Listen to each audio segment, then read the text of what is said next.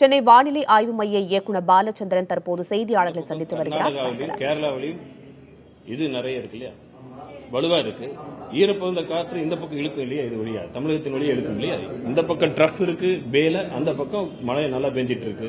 ஈரப்பகுந்த காற்றை உள்நோக்கி இழுப்பதால்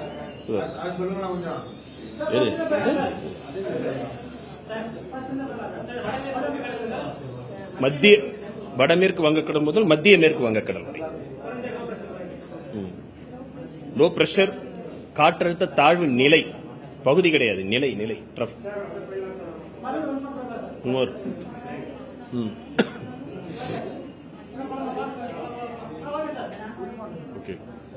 தென்மேற்கு பருவமழை கேரளா மற்றும் கர்நாடகாவில் வலுவடைந்து உள்ளது.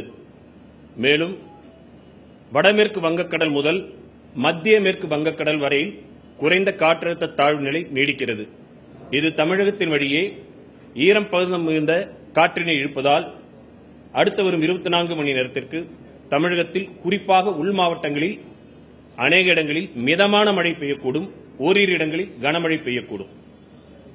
கடந்த 24 மணி நேரத்தை பொறுத்தவரையில் இளையாங்குடியில் 10 சென்டிமீட்டர் மழையும் ஆலங்காயத்தில் 7 சென்டிமீட்டர் மழையும் பதிவாகியுள்ளது. சென்னை பொறுத்தவரையில் வானம் மேகமூட்டத்துடன் காணப்படும், ஓரிரு முறை மிதமான மழை பெய்யக்கூடும். உள் மாவட்டங்கள் எல்லாமே உங்களுக்கு இதெல்லாம் எடுத்துக்கலாம். திண்டுக்கல், சிவகங்கை எல்லாமே இன்டீரியர் பார்ட் கோஸ்டல தவிர்த்து நம்ம இந்த இதெல்லாம் தவிர்த்துட்டு எடுத்துக்க வேண்டியதான். எல்லாம் அப்படியே மேற்கு தொடர்ச்சி மலையிலிருந்து அப்படியே எடுத்துட்டு உள்ள போங்க. ஆமா, எல்லாம் அங்கு கார்டுல எல்லாம் வெப்சைட்ல போட்டிருக்கு, எல்லாமே திருப்பி திருப்பி சொல்லிக்கிட்டு இருக்கு.